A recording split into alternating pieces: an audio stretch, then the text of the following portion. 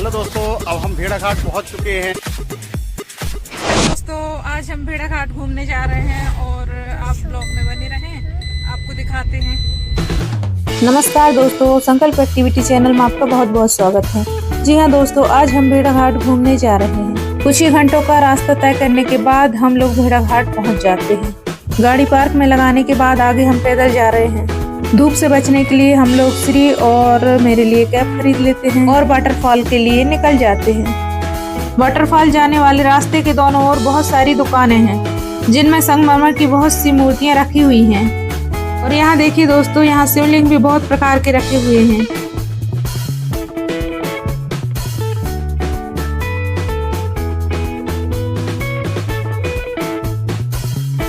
और इन सब को देखते हुए मैं आगे निकल जाती हूँ और यहाँ से जलप्रपात के लिए थोड़ा और पैदल चलना पड़ेगा। कुछ देर बाद हम जलप्रपात पहुँच जाएंगे।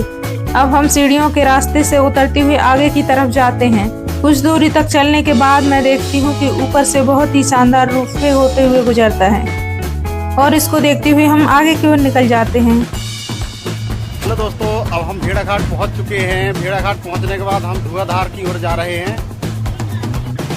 दोस्तों, धुआंधार पहुंचने के बाद हम आपको यहाँ का सीन दिखाएंगे। कुछ देर तक चलने के बाद हम धुआंधार जलप्रपात पहुंच जाते हैं और यहाँ से होते हुए हम सीधे वाटरफॉल देखने जा रहे हैं। और दोस्तों, ये है धुआंधार जलप्रपात।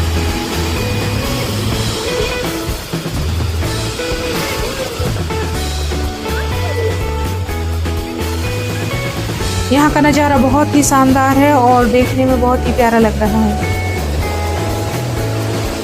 और हम आगे देखने के लिए दूसरी ओर जा रहे हैं और यहाँ से देखिए दोस्तों, बहुत ही आकर्षक और कमाल का नज़ारा है।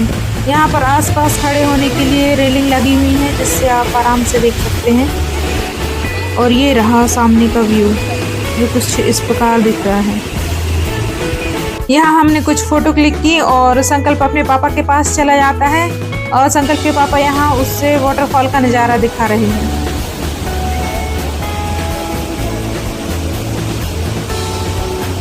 यहाँ मैं संकल्प के पापा की कुछ फोटो क्लिक करती हूँ और उसके बाद हम लोग आगे घूमने चले जाते हैं।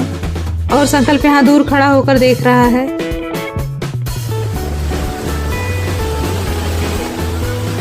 यहाँ हवा बहुत ज़्यादा तेज चल रही है और श्री सबसे ज़्यादा एंजॉय कर रही है। और ये देखिए दोस्तों, कैसे झांक कर देख रही है।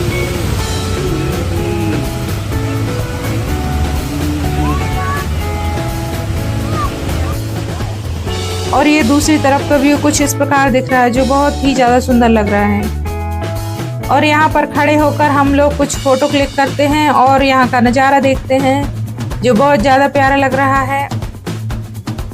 और यहाँ का कुछ व्यू इस प्रकार दिखाई दे रहा है जो वाटरफॉल से थोड़ा दूरी से लिया गया है। और यहाँ से जो आसपास पानी दिख रहा है वो नर्मदा जी का पानी भरा हुआ है। और यहाँ से कुछ इस प्रकार का व्यू नज़र आ रहा है।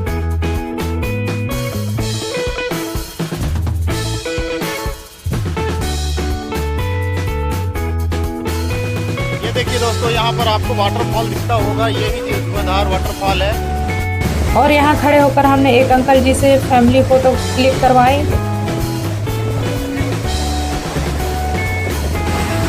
और ये सामने से कुछ इस प्रकार का व्यू नज़र आ रहा है और हमने आपको बहुत अच्छे से दिखाने की कोशिश की है।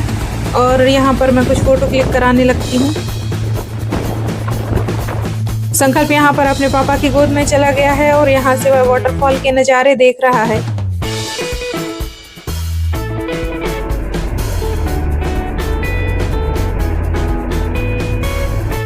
बहुत देर तक घूमने के बाद हम लोग यहाँ से बाहर जाने लगे हैं और श्री यहाँ पैदल पैदल चल रही है और दोनों बच्चों को लेकर मैं आगे की ओर जाने लगती हूँ।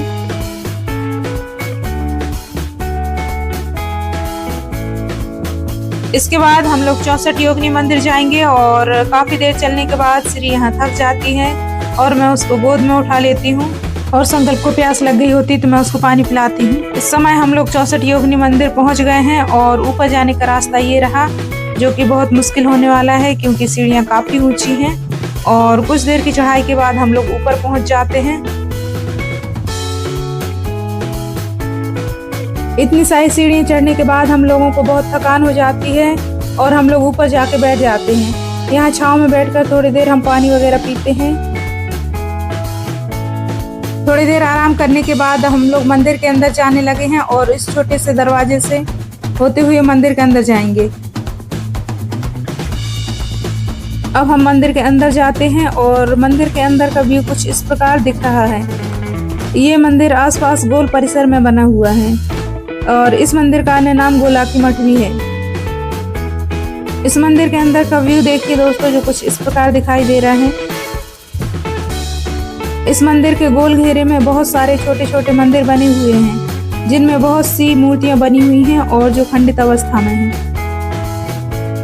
इस मंदिर के प्रांगण में एक प्राचीन शिवलिंग भी बना हुआ है, जो आप देख सकते हैं। और मंदिर के गर्भगृह में गौरी शंकर की प्रतिमा विराजमान है। ये छोटा सा गेट दिख रहा है, ये एंट्री गेट है जहाँ से अंदर आते हैं। और यहाँ पर ये देवियों की मूर्तियां दिख रही, जो कि खंडित अवस्था में आपको दिख रही होंगी, और हमने सारी मूर्तियों को दिखाने की कोशिश की है। इस मंदिर में विराजमान इन योगिनियों की मूर्तियों का खंडन औरंगजेब के शासनकाल में हुआ था। यह भारत का एकमात्र मंदिर है जिसमें शिव पार्वती के विवाह की प्रतिमा स्थापित है। 64 योगिनी मंदिर का निर्माण 10वीं शताब्दी के दौरान कलचुरी शासक युवराज देव प्रथम के द्वारा कराया गया था। उन्होंने भगवान शिव और पार्वती समेत अनेक योगिनियों के आशीर्वाद लेने के उद्देश्य से इस मंदिर का निर्माण करवाया था।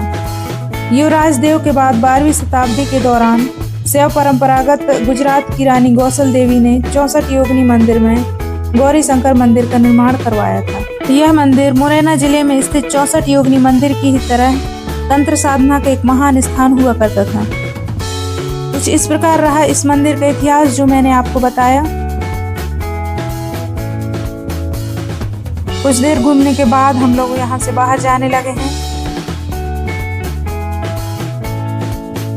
और कुछ समय में हम लोग मंदिर से बाहर आ जाते हैं और इस मंदिर से नर्मदा जी का नजारा बहुत ही प्यारा लग रहा है।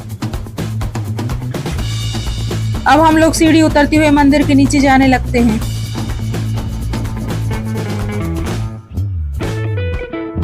भेड़ा घाट घूमने के बाद हम लोग अब जबलपुर जा रहे हैं और यहाँ पर हम कुछ काम से आए हुए हैं, जो आपको आगे बताते हैं। आज हम भेड़ा घाट के लिए बहुत सुबह निकल गए थे, जिसकी वजह से हमने खाना नहीं खा पाया और इस समय हमें बहुत जोर से भूख लग रही है और हम सबसे पहले सीधे खाना खाने के लिए जाएंगे। और हम लोग खाना खाने के लिए होटल पहुँच गए हैं और हमारा खाना भी आ गया। खाना खाने के बाद हम लोग भंवरताल गार्डन घूमने चले जाते हैं और यहाँ बच्चों को थोड़ी देर खिलाते हैं। यहाँ मैं संकल्प और श्री को गार्डन घुमा रही हूँ और बच्चे बहुत खुश हैं। बच्चों को कुछ देर घुमाने के बाद हम लोग गार्डन से बाहर आ जाते हैं और अगली लोकेशन के लिए चले जाते हैं।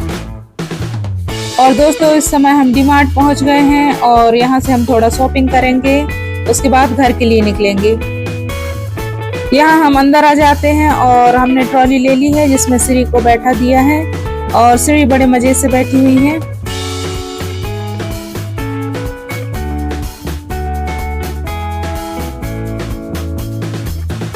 यहाँ हम लोग 2 ट्रॉली ले लेते हैं और श्री और संकल्प को अलग अलग बिठा देते हैं, क्योंकि दोनों भाई बहन में लड़ाई हो जाती है। और यहाँ संकल्प अपने खिलौनों में खेल रहा है। श्री को नींद आने लगती है क्योंकि रात के 8 बज चुके हैं और हम लोग अपना सामान खरीदने के बाद बाहर आ गए हैं। हमारा ब्लॉग आपको कैसा लगा कमेंट करके जरूर बताएं और संकल्प एक्टिविटी चैनल को सब्सक्राइब कर लें। वीडियो को अंत तक देखने के लिए आपका बहुत बहुत धन्यवाद।